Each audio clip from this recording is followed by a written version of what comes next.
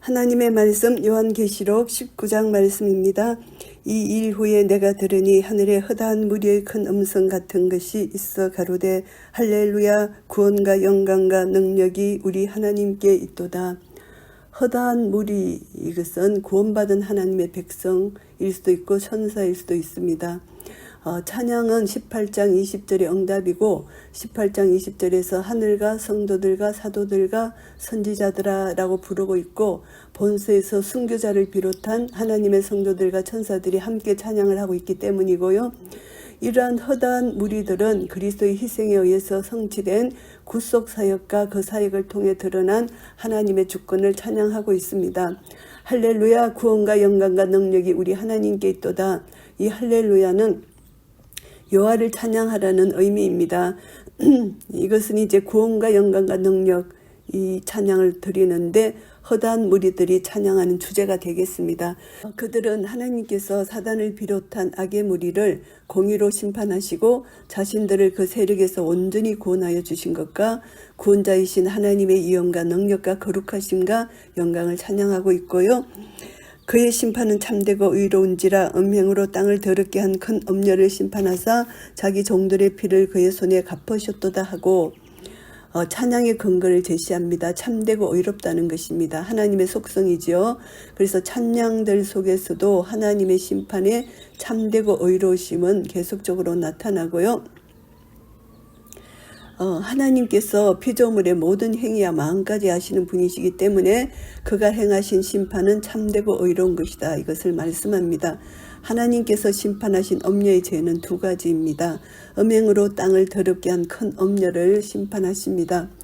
음행으로 땅을 더럽게 한 큰 음녀의 행위는 온 세상을 미혹하고 부정한 죄를 짓게 한 바벨론의 행위를 가리키고요. 이러한 행위는 하나님의 창조 목적을 변질시키고 창조주께서 행하신 사역을 파괴하려는 행위이고요. 자기 종들의 피를 그의 손에 갚으셨도다. 이 말씀은 다스제인을 상기시킵니다. 하나님의 말씀과 예수를 증거하다가 죽임을 당한 순교자들이 하나님께 신원의 기도를 드렸을 때 하나님께서 잠깐 동안 기다리라고 말씀하셨고요. 이제는 순교자들의 신원의 기도에 응답하신다는 것입니다. 하나님은 자기 종들의 원수를 갚으시는 분이다. 이것을 우리가 알 수가 있습니다.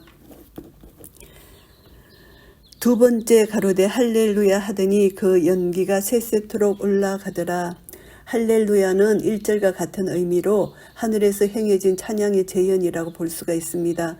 그 연기가 세세토록 올라가더라. 이 말씀은 이사야 34장 10절 말씀을 반영한 것이고 하나님의 공의로운 심판에 의해서 바벨론이 온전히 멸망당할 것을 상징하고요.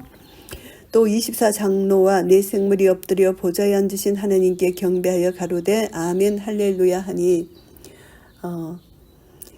24장로와 네 생물은 5장 9절 10절에서 인을 떼시기에 합당하신 어린 양의 구속하심에 대해 찬양했고 24장로는 11장 17절 18절에서 하나님의 통치하심과 심판하심에 대해 찬양했습니다.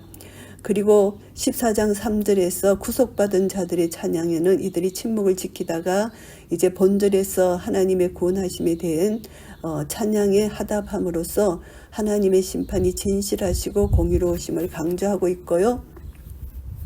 보좌에서 음성이 나서 가로되 하나님의 종들 곧 그를 경외하는 너희들아 물론 대수하고 다 우리 하나님께 찬송하라 하더라. 보좌 가까이 있는 장로들이나 내 생물의 음성이든지 아니면 천사의 음성이든지 이렇게 보좌에서 음성이 납니다. 하나님의 종들 곧 그를 경외하는 너희들아 물론 대소하고 다 우리 하나님께 찬송하라. 이 말씀은 시편 113편과 115편을 반영하고요. 하나님의 종들 다 우리 하나님께 찬송하라. 이 말씀은 시편 113편 1절 말씀을 인용한 것이고 그를 경외하는 너희들아 물론 대소하고는 시편 115편 13절을 인용한 말씀이고요. 하나님의 종들은 순교자와 같은 특별한 그룹을 가리키는 것이 아니고 구속받은 모든 성도들을 가리킵니다. 경외하는 것과 물론 대소하고가 믿는 자들의 상황, 지희고와 신앙의 성숙도와 관계없이 보편성을 나타내기 때문이고요. 또 내가 들으니 허다한 무리의 음성도 같고 많은 물소리도 같고 큰 내성도 같아서 가로되 할렐루야 주 우리 하나님 곧 전능하신 이가 통치하시도다. 요한 자신이 들은 음성에 대해서 이제 같고를 3번 사용합니다. 그 소리가 장대하고 웅장함을 표현하고 있고요. 찬양하는 자들에 대해서 천사의 무리라고 주장하는 자도 있고 구속받은 하나님의 백성이라고 주장하는 자도 있습니다. 찬양자들은 1절과 연관된 것으로 2가지 견해로 나름대로 타당성을 지니고요. 할렐루야 주 우리 하나님 곧 전능하신 이가 통치하시도다. 이 전능하신 이는 고린도서 6장 18절에도 나오는 하나님의 칭호고요. 하나님께서 이제 통치하신다는 것을 강조하는 말씀입니다. 하나님께서 통치하시기 시작하셨다. 이 말씀을 하시고 있습니다. 하나님께서 자신을 대적한 모든 적들을 정복하실 주권을 소유하고 계심을 강조하는 것이고요. 우리가 즐거워하고 크게 기뻐하여 그에게 영광을 돌리세 어린 양의 혼인 계약이 이르렀고 그 아내가 예비하였으니 즐거워하고 크게 기뻐하라는 것 이것은 이제 그리스도로 인해서 핍박을 당하고 욕을 당하는 자들에게 주어질 큰 상과 연결되어 있습니다. 그들에게 주어질 큰 상은 바로 어린 양의 혼인잔치에 참여입니다. 어린 양의 혼인 계약이 이르렀고 그 아내가 예비되었다. 혼인에 대한 비유는 성경에서 자주 이렇게 나타납니다. 그래서 신약 성경에서 예수님께서 혼인잔치에 대해서 비유로 말씀하신 것이 있습니다. 여기서 보시면은 그리스도와 교회의 관계를 남편과 아내 혼인 관계로 비유한 바울의 고린도서 11장 말씀과 에베소서 5장 말씀에 나옵니다. 그래서 혼인잔치가 배설되지 않았음에도 불구하고 신부를 란 단어를 사용하지 않고 아내라는 단어를 사용한 것은 이스라엘의 결혼법상 약혼한 사이 신부도 아내로 불려 있기 때문에 그렇게 사용한 것이고요. 요한은 이제 약혼의 기간이 지나서 완전하며 종말론적인 어린 양과의 혼인이 성취될 때임을 선언하고 있는 말씀이고요. 그에게 허락하사 빛나고 깨끗한 세마포를 입게 하셨은즉 이 세마포는 성도들의 옳은 행실이로다 하더라. 이 세마포 옷은 성도들의 옳은 행실이라고 여기서 이렇게 말씀하고 있습니다. 빛나고 깨끗하다. 빛난다는 것은 영광과 강철을 묘사하고 깨끗하다는 것은 정결과 충성과 신실함을 나타냅니다. 어린 양의 아내인 하나님의 백성들이 입는 이 세마포는 오직 남편 대신 어린 양의 피로 정결케 되었다는 것이고요. 그리스도의 구속 사역을 받아들이고 믿는 자들의 반응이고 수많은 박해와 어려움 속에서도 그리스도에 대해 인내로서 충성과 신실함을 지켜온 것을 말씀합니다. 이것은 남편 대신 어린 양에 대한 믿음을 배반하지 않고 유지한 사실을 가리킨다고 볼 수가 있고요.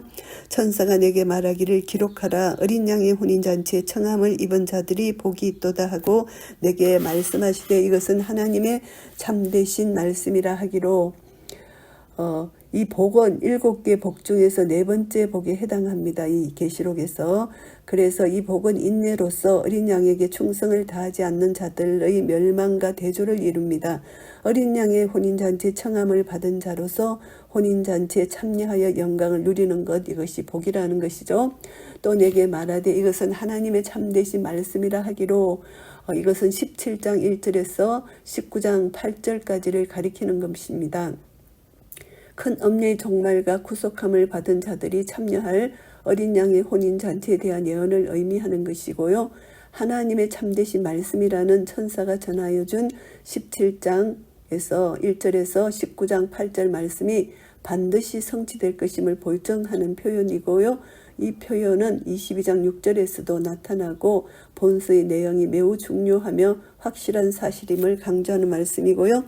내가 그 발 앞에 엎드려 경배하려 하니 그가 나더러 말하기를 나는 너와 및 예수의 증거를 받은 내 형제들과 같이 된 종이니 삼가 그리하지 말고 오직 하나님께 경배하라. 예수의 증거는 대언의 영이라 하더라. 요한이 천사를 경배하려는 모습입니다. 이것은 요한이 천사가 전하여 준 하나님의 말씀이라는 말에 경외감과 두려움에 사로잡혀 경배했을 수도 있고 또 하나님으로 오인해서 경배하려 했을 수도 있습니다. 나더러 말하기를 나는 너와 및 예수의 증거를 받은 내 형제들과 같이 된 종이니 삼가 그리하지 말고 오직 하나님께 경배하라. 예수의 증거, 예수님께서 전하여 주신 증거입니다. 예수님께서 자신의 생애와 죽음 그리고 부활로 증거하신 것을 가리킵니다. 천사는 자신이 요한을 비롯한 많은 형제들과 마찬가지로 예수님께서 증거하신 것을 받은 존재라는 것을 드러내고 경배의 대상이 아니라는 것을 말하고 있고 오직 하나님께만 경배하라고 말을 하고 있습니다. 예수의 증거는 대언의 영이라 하더라. 이 말씀은 예수의 증거를 목적격적 소유격으로 해석하면은 대언의 영은 오직 예수에 관한 증거만을 해야 함을 의미한다고 주장하는 말씀이 되고요. 또 예수의 증거를 주격적 소유격으로 해석하면은 예수님께서 증거하신 것이 대언하는 영의 주요 관심사이고 핵심일 뿐만이 아니라 대언의 영에 의해서만 성취됨을 강조하는 의미라고 합니다. 내가 하늘이 열린 것을 보니 보라 백마와 탄자가 있으니 그 이름은 충신과 진실이라. 그가 공의로 심판하며 싸우더라. 하늘이 열린 것은 본수 앞에서 언급된 바와 같이 하나님의 계획하신 모든 것을 요한에게 계시하시는 장면을 나타내고요. 영광 가운데 있는 그리스도와 그의 승리를 계시하고 있습니다. 백마와 탄자는 첫째 인을 뗄 때 나타난 말과 기술을 가리키는 것이 아니고 그리스도를 가리키는 것이고, 첫째 인을 뗄 때는 적그리스도를 가리키는 것이고요. 그의 이름들은 이 모습과 이 보면은 계속적으로 그리스도를 나타내고 있는데요. 그리스도께서 타는 말의 색깔인 흰색은 승리를 나타내고, 그리스도께서 하나님을 대항하는 짐승과 그의 추종자들을 반드시 심판하시며 승리하실 것을 암시하는 말씀이고요. 그 이름은 충신과 진실이라. 백마를 탄 자가 그리스도의 칭호를 갖고 있습니다. 이것은 3장 14절에서 언급된 아멘이시오의 해석이 됩니다. 구약 성경에서 하나님께 적용된 칭호, 이름이 아멘이신 하나님, 이런 칭호가 있습니다. 이것이 그리스도께 적용이 되고요. 하나님께서 언약하신 모든 것을 신실하고 진실되게 그리스도 안에서 온전히 성취하심을 말씀하는 것이고요. 그리스도께서는 지상에서의 삶과 죽음, 부활 그리고 재림을 통해서 하나님께서 약속하신 모든 것을 온전히 성취하실 것입니다. 그가 공의로 심판하며 싸우더라. 이 말씀은 공의로는 그리스도께서 하나님에게 대적한 자들에 대한 심판의 기준을 의미하고요. 공의로 심판하시는 그리스도의 모습은 이사야서 11장 3절에서 5절에 나타난 메시아의 모습을 반영하는 것이고, 그리스도를 통한 하나님의 심판이 의롭고 진실하다, 이것을 시사하는 말씀이고요. 심판하며 싸우더라. 이 말씀은 그리스도의 심판의 사역이 영원한 것이고 대적자들을 향한 그리스도의 전투와 심판이 지속적인 것임을 말씀하는 것이고요.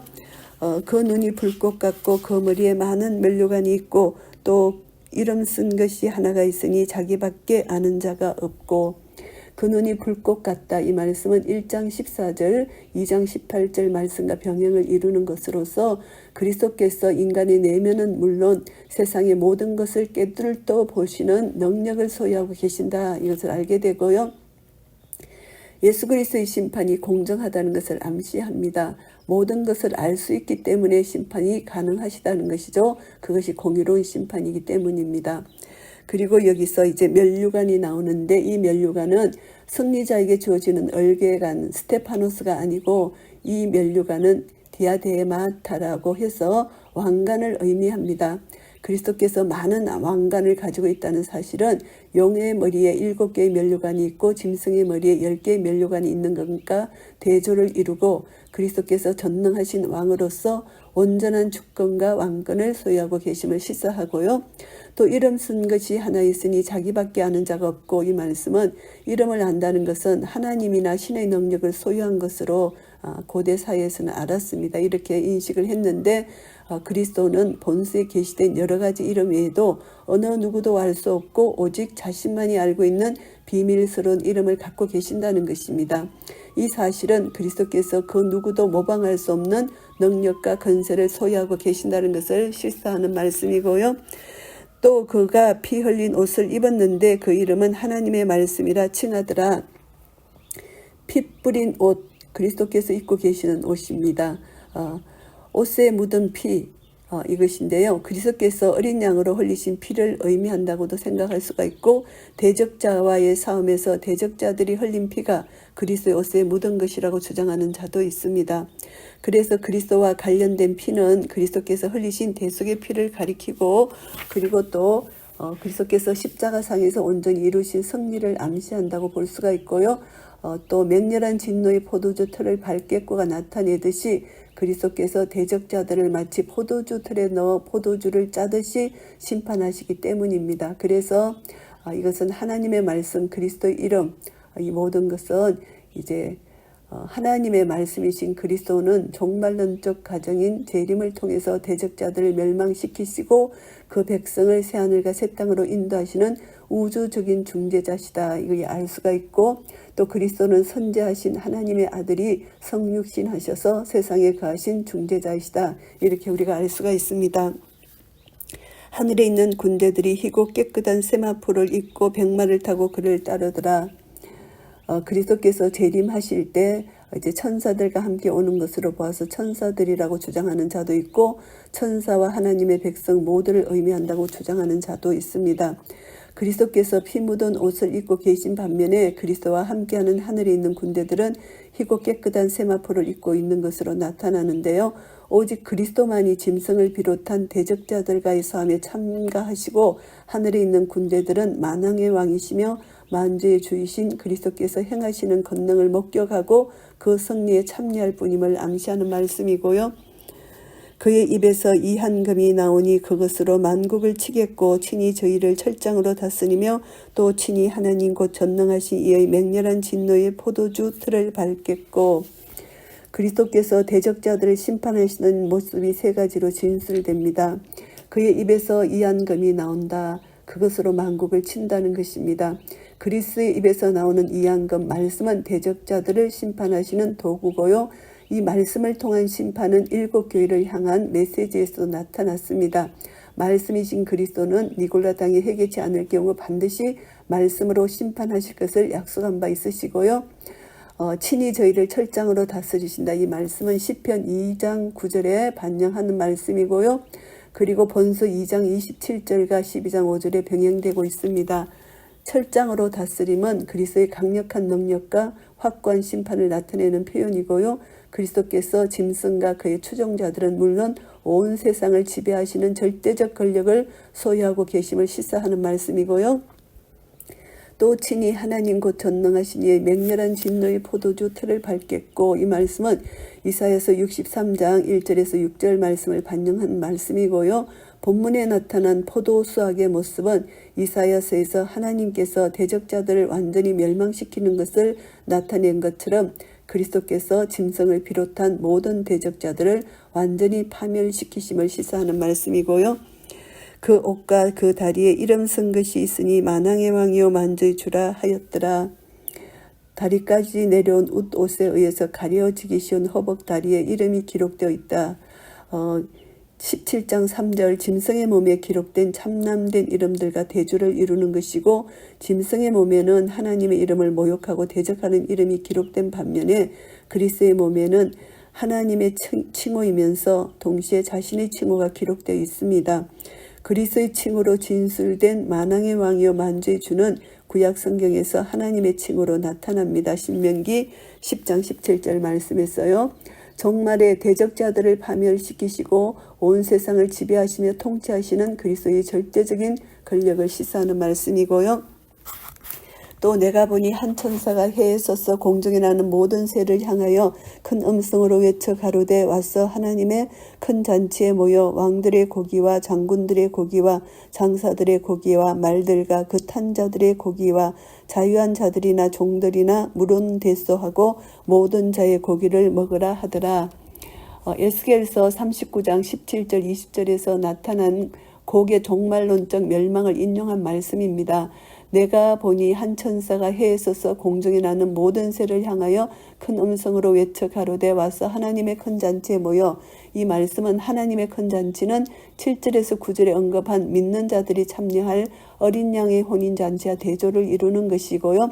하나님의 큰 잔치는 어린 양의 혼인잔치와 같이 하나님께서 배설하는 잔치이지만 하나님을 대적하는 모든 자들을 멸망시키는 잔치이고, 의로운 믿는 자들에게는 즐거운 축제고 대적자들에게는 공포의 잔치가 되겠습니다. 왕들의 고기, 모든 자의 고기를 먹는다는 것, 모든 자는 짐승과 연합해서 하나님을 대적한 모든 계층의 사람들을 가리킵니다. 대적자들에게 내려지는 심판은 그들의 시체가 새들의 먹이로 되는 것이고요. 시체가 매장되지 않는 것은 매우 수치스러운 죽음으로 이해되었습니다. 그렇기 때문에 대적자들에게 시체가 새의 먹이로 주어지는 것은 하나님의 심판의 참혹성과 엄격성을 암시할 뿐만이 아니라 그들의 죽음이 말할 수 없이 부끄러운 것이고 완전한 멸망에 이른다는 것을 말씀하는 것이고요. 또 내가 보매 그 짐승과 땅의 임금들과 그 군대들이 모여 그 말탄 자와 그의 군대로 더불어 전쟁을 일으키다가 짐승과 그의 추종자들이 하나님을 대적하기 위하여 모인 모습을 여기서 나타냅니다.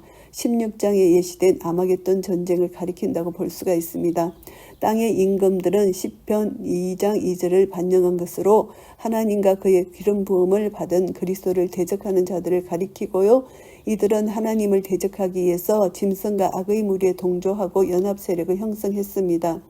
짐승과 연합한 모든 대적자들이 그리스도와 하늘의 군대를 향해 전쟁을 일으키지만 전쟁에 대한 구체적인 모습이 기술되고 있지는 않지만 결국 하늘의 군대들이 아마겟돈 전쟁에 참여하지 않으며 단지 그리스도께서 이루신 승리에 참여할 뿐임을 우리는 알 수가 있습니다. 그리스도께서 친히 싸우셔서 승리하신다는 것이죠. 짐승이 잡히고 그 앞에서 그 이적을 행하던 거짓 선지자도 함께 잡혔으니 이는 짐승의 표를 받고 그의 우상에게 경배하던 자들을 이적으로 미혹하던 자라. 이 둘이 산채로 이왕불 붙는 못에 던지고 아마겟돈 전쟁의 결과입니다. 짐승과 그 무리들은 패배해서 그리스도에 의해서 사로잡히게 되고요. 짐승과 거짓 선지자들은 하늘에서 불이 내려오게 하는 것과 같은 이적을 사용해서 사람들을 미혹하던 자들입니다. 그렇게 미혹된 자들에게 짐승의 표를 찍어서 자신에게 속한 자임을 확인하고 그들과 연합해서 그리스도와 하늘의 군대에게 대적했습니다. 그러나 그들의 결과는 처참한 패배이고요. 옛뱀이요 마귀요 사단인 용은 천년왕국이 지난 후에 유황불못에 던져지는 심판을 받습니다. 짐승과 거짓 선지자는 아마겟돈 전쟁 패배 후에 바로 유황불 붙는 못에 던져지게 되고요. 하나님의 최후의 심판을 받을 장소가 유황불이라 이렇게 이해할 수가 있고요. 거짓 선지자 짐승 이들은 유황불 붙는 못에 던져졌다는 사실은 그들이 완전하게 멸망당한다 이것을 말씀합니다. 그 나머지는 말탄 자의 입으로 나오는 금의 죽음의 모든 새가 그 고기로 배불리우더라. 짐승과 거짓 선지자들에게 미혹당해 그들과 연합해서 그리스도를 대적한 무리들의 멸망에 대한 묘사입니다. 말탄 자의 입으로 나오는 금은 15절의 반복으로서 그리스도의 선포의 말씀에 의한 심판을 시사하는 말씀이고요. 말씀에 의해 심판을 받은 짐승의 추종자들은 가장 수치스러운 죽음으로 멸망당하고 그들의 시체는 새의 먹이가 된다 이 말씀을 하고 계십니다. 요한계시록 19장 말씀을 정리하겠습니다. 4장에서 18장은 주로 환란기에 있을 일들을 다루었는데 이제 19장부터 이제 변화가 일어나는데 환란이 종말을 구하고 있고 천국과 그리스도의 재림에 초점을 모아지고 있습니다. 성도들과 천사들에게는 기쁨과 승리의 시간이 온 것이고요. 큰 음녀 바벨론이 17장 18장에서 멸망함으로 환란은 끝나고 이제 19장에서는 그리스도의 영광스러운 재림과 최후의 전쟁에 의한 짐승의 멸망이 언급되고 있는 것입니다. 1절부터 10절까지는 하늘에서의 찬송입니다. 장엄한 장면이 나타나는데요. 이 본서 전체의 주제가 되는 1장 1절 예수님의 재림을 소개하는 데 적합한 계시가 되겠습니다. 18장 20절에 하늘과 성도들과 사도들과 선지자들아 그를 인하여 즐거워하라. 하나님이 너희를 신원하시는 심판을 그에게 하셨음이라. 이 얘기에 대한 반응으로 나온 것이고요. 환란이 지나고 그리스도의 재림과 천년왕국이 시작되기 전에 이 찬송은 울려 퍼지게 됩니다. 바벨론의 멸망에 대한 찬송이고 그리고 곧 뒤따르는 천년 통치에 대한 서곡이라고 볼 수가 있습니다. 천사들의 찬송과 24장로 내생물의 찬송과 하늘의 군중의 찬송 그리고 유일하게 경배 받으실 분은 하나님임을 천명하는 천사와 요한의 대화로 이루어져 있습니다. 하늘의 찬송은 바벨론 멸망 사건을 마무리 짓는 부분으로서 천군 천사와 성도들이 하나님의 구원과 심판에 대해서 감사와 찬양을 돌리는 장면이고요. 우리는 환난이 모두 끝나고 그리스도의 재림과 그에 관련된 사건만이 남게 되고 하나님의 비밀의 계시도 그 완전한 결말을 향해 치닫고 있음을 알 수가 있습니다. 할렐루야 찬송은 본장은 하늘의 허다한 무리들이 하나님의 심판에 대해 할렐루야라고 찬양하는 것으로 시작하고 있는데요. 여기서 허다한 무리는 하나님의 백성과 하늘 천사들의 무리로 생각할 수가 있습니다. 감사 즐거움을 표현하는 중심 낱말인 할렐루야는 모든 제약의 세력을 도말하시고 승리하신 하나님에 대한 가장 적절한 표현이고요. 할렐루야 직역하면 여호와를 찬양하라는 뜻이고 이 찬양하라는 것은 찬송이 특별히 하나님의 구속에 대한 기억과 미래의 약속에 대한 확신을 노래하는 것이 할렐루야다 생각할 수가 있고요. 할렐루야 찬송을 받으시는 이는 하나님이시라는 것입니다. 이 찬송은 오직 하나님 한 분께만 돌릴 수 있는 것이고요. 왜냐하면 하나님의 심판은 참되고 구원과 능력과 영광이 하나님께만 있기 때문이다. 이것을 알 수가 있습니다. 그래서 허다한 무리와 24장로와 내생물과 성도들이 하나님께 할렐루야 찬송을 드리는 이유는 하나님께서 찬양 받으실 이유, 구원과 영광과 능력이 그에게 있기 때문이고요. 그리고 하나님이 찬양 받으실 이유를 원인을 나타내는 것을 보면은 하나님의 심판은 참되고 의롭기 때문이다. 하나님 그랬기 때문에 하나님을 찬양한다는 것입니다. 하나님은 음행으로 땅을 더럽게 한 큰 음녀를 심판하셨기 때문에 우리는 하나님을 찬양하는 것이고 바벨론의 멸망이 하나님의 심판이 진실성과 정의성을 증거하기 때문에 하나님을 찬양하는 것이 마땅한 것이고요. 또 이 찬양은 전능하신 하나님의 통치에 관한 찬양입니다. 이때까지 성도들은 영적으로 하나님의 지배 아래 있었으나 육적으로 사단의 통치를 받고 신음하고 순교했잖아요. 이제 사단의 하수인으로 짐승의 자리인 바벨론은 멸망했고요. 그 짐승도 곧 멸망하고 사단 자신도 영원히 심판을 받게 되어서 완전히 하나님의 통치를 받게 되는 것입니다. 그러므로 우리는 할렐루야라고 하나님께 찬양드리며 기뻐할 수밖에 없는 것이죠. 어린 양의 혼인잔치 본장부터 마지막 장까지 예수님 재림과 그로 말미암아 하나님의 영원한 나라가 확립되기까지 모든 최종적 사건들이 계시되는 말씀입니다. 이 하나님의 영원한 나라 이것은 이제 교회가 그리스도와 온전히 연합할 것 어린 양의 혼인 잔치로 계시해 주는데요. 그것을 보면은 하늘의 찬송 중 세 번째 찬송 구원받은 성도들의 찬양으로 그 소리가 크고 웅장하고 그 내용은 사탄의 권세를 물리치신 하나님의 통치와 어린 양의 혼인잔치를 찬양하고요. 여기에서 어린 양의 혼인잔치는 종말에 그리스도 재림 때 이루어질 어린 양 대신 그리스도와 신부된 교회 사이의 완전한 연합을 묘사하는 비유이고요. 그래서 어린 양의 혼인잔치로 비유된 그리스도와 그를 따르는 성도들 간의 완전한 결합은 예수 그리스도의 재림으로 이루어질 것이고 그때가 되면 성도들은 무한한 영광과 상급으로 덧입게 될 것입니다. 데살로니가 전서 4장 17절 말씀입니다. 이제 교회가 예수님 재림 시 이제 온전한 교회와 그리스도 연합을 이루고 어린 양의 혼인잔치에 참여하게 되는데 이것의 의미를 보면은 교회는 예수님께서 친히 자신의 피로 값주고 사신 그의 가장 귀한 신부라는 것을 알게 되고 교회가 혹독한 환난과 시련 가운데서도 굴하지 않고 인내함으로 말미암아 예수님과 연합하는 것은 천사도 축하할 큰 기쁨의 사건이라는 것입니다. 신부의 혼인 준비는 7절에서는 어린 양의 혼인 기약이 이르렀고 그 안에는 예비하였다 이 말씀이 나오고 8절에는 그 준비한 내용이 나옵니다. 그에게 허락하사 빛나고 깨끗한 세마포를 입게 하셨다는 것입니다. 어린 양의 신부가 세마포로 단장한다는 것 그것이 당연한 말씀입니다. 이 당연한 옷차림 허락하사 입게 하셨다. 그 옷과 그 옷을 신부가 입는 것은 그 신부에게 주어진 것이고 신부 스스로 가진 것이 아니고 하나님께서 은혜로 주셨다는 것입니다. 이 세마포 옷을 성도들의 옳은 행실이라고 설명하고 있습니다. 우리가 구원받는 것은 하나님의 은혜로 구원받고 구원받은 후에 성도들은 옳은 행실로 하나님을 기쁘시게 해드리는 것이죠. 신부는 이제 어린 양의 혼인잔치에 청함을 받습니다.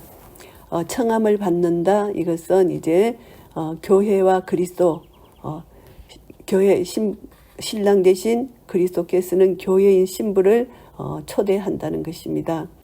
신부가 허락받은 세마포를 입게 되는 것과 마찬가지로 청함을 입은 자들 역시 자신들의 공로로 향년에 나가는 것이 아니고 하나님의 초청을 받아야만 잔치에 나갈 수 있다는 것. 구원은 항상 하나님의 부르심으로 시작하고요. 그 부르심에 응답하는 자만이 혼인잔치에 참여하여 즐거움과 기쁨으로 하나님께 영광을 돌릴 수 있는 것입니다. 11절부터 16절까지는 그리스도의 재림에 대한 말씀입니다. 주님의 재림에 관한 예고가 수없이 많이 나오는데요. 주님의 재림, 재림주의 모습, 재림주의 이름, 재림주의 심판 등에 대해서 보시면은 재림주의 모습은 백마를 타고 계시고요. 백마는 승리의 상징입니다.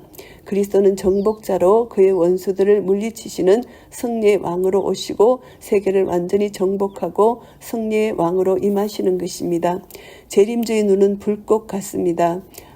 그 눈은 적을 파괴하는 무한한 권능을 가지고 계시고 명석한 통찰력을 가지고 계신다는 것이고요.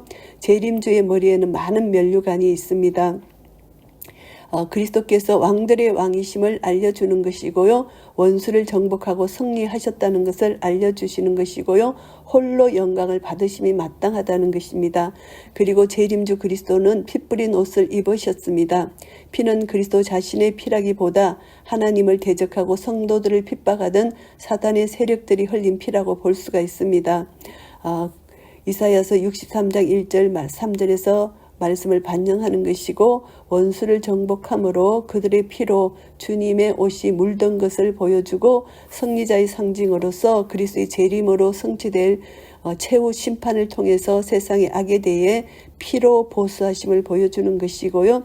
그리고 재림주의 이름과 속성, 이름은 그리스도의 속성 함께 생각해 본다면은 이름은 충신과 진실이라는 것입니다. 충신은 신실하다는 뜻이고 이 뜻은 하나님의 언약대로 이행하셔서 우리의 구원을 완성하시는 그리스도의 신실성과 성실하심을 나타내고요. 진실은 우주와 인생이 기다리는 진정한 구주라는 뜻입니다. 재림주는 우리가 마음 놓고 믿을 수 있는 진짜 구주로 거짓된 사단의 세력과 극명하게 대조되는 속성을 지니셨고요. 재림주의 이름은 자기밖에 모릅니다. 어떤 인간도 아무도 예수 그리스도를 완전히 알 수 없기 때문에 아무도 모르는 이름은 인간에게 숨겨진 예수 그리스도의 궁극적 비밀을 뜻한다고 알 수가 있습니다. 재림주의 이름은 하나님의 말씀이라고 표현합니다. 13절에서 그리스도와 하나님의 말씀을 동일시하는 것은 사도 요한의 기록에서만 나타내는 중요한 특징이고요. 그리고 하나님의 말씀은 이 땅에서 사단의 세력을 몰아내는 하나님의 명령을 집행하는 것으로 행동력 있고 능력 있는 말씀이 되겠고 살았고 운동력이 있는 말씀이고요. 하나님의 말씀은 창조와 저주와 약속과 심판의 말씀들이 그리스도 안에서 모두 구현합니다. 재림주의 이름은 만왕의 왕이요 만주의 주가 되십니다. 16절 말씀에 만왕의 왕이시오 만유의 주라는 칭호는 하나님의 구속 사역의 최후적 목적을 나타내는 칭호고요. 재림의 목적은 모든 권세와 만물을 주 안에서 통일되게 하시려는 데 있고요. 우리는 주님의 통치 아래 있는 것이 가장 복됨을 깊이 알아야 된다는 것을 깨닫게 되고요. 재림주의 심판하시는 모습은 백마를 타고 오시고 그리스도의 전사이시고 승리자이십니다. 재림주의 심판하는 모습은 백마를 타고 오시는 그리스도는 전사이시고 승리자이십니다. 그리스도의 재림 때 그리스도는 세상을 심판하시는데 예수 그리스도께서 짐승과 땅의 왕들을 심판하시는 모습 보면은 공의로 심판하시고 싸우시는 것이고요. 그리고 하늘 군대들의 호의를 받으시면서 싸우시고요. 그리고 승리와 영광의 표로 희고 깨끗한 세마포를 입고 백마를 타고 싸우신다는 것입니다. 그리고 이제 그리스도께서 입에서 나온 예리한 검으로 만국을 칠 것이고요. 또 철장으로 만국을 다스리실 것입니다. 이 세상에 대해 절대적 권세를 가지시고 짐승과 땅의 왕들을 심판하실 것입니다. 그리고 그리스도는 친히 하나님의 맹렬한 진노의 포도주 틀을 밟으실 것입니다. 재림하시면서 이때까지 성도들을 유혹하고 핍박하던 짐승과 악한 자들은 하나님의 진노의 심판을 받아 멸망하고 말 것이고요. 17절에서 21절 말씀은 하나님의 큰 잔치 17절에 나오는 그 말씀입니다. 이 하나님의 큰 잔치는 하나님이 여시는 잔치이지만 이것은 심판의 잔치입니다. 어린 양의 혼인 잔치와 반대되는 것이죠. 하나님께서 마련하셨기 때문에 하나님의 큰 잔치라고 표현을 하고요. 이것은 이제 사탄을 추종하는 모든 자들의 시체입니다. 이 시체를 새들이 먹는다는 것입니다. 그래서 하나님과 사단 사이의 전쟁 후에 이제 이 사단이 그 사단을 따르는 추종자들이 다 죽음으로 인해서 그들의 시체를 이제 새들이 먹는 것이고, 그리스도는 승리하시고 모든 적그리스도의 세력과 그 추종자들과 그들의 원조인 사단은 패배하고요.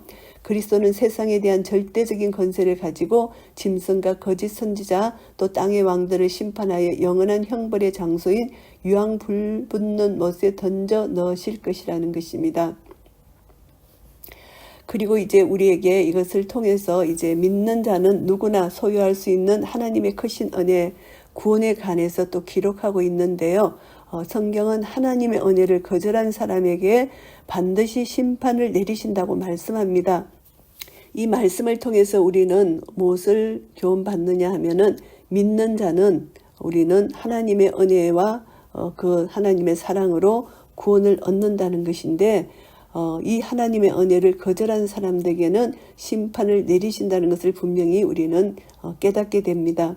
하나님의 사랑, 예수 그리스도를 이 땅에 보내시고 우리 죄를 대신해서 예수님이 십자가에 달려 돌아가신 것을 믿는 믿음 안에 있는 자들, 하나님의 은혜를 우리에게 선물로 주셨는데 이것을 받아들이는 자에게는 하나님이 구원을 베푸시고, 이것을 받아들이지 않고 거절한 자에게는 심판을 베푸신다는 것입니다.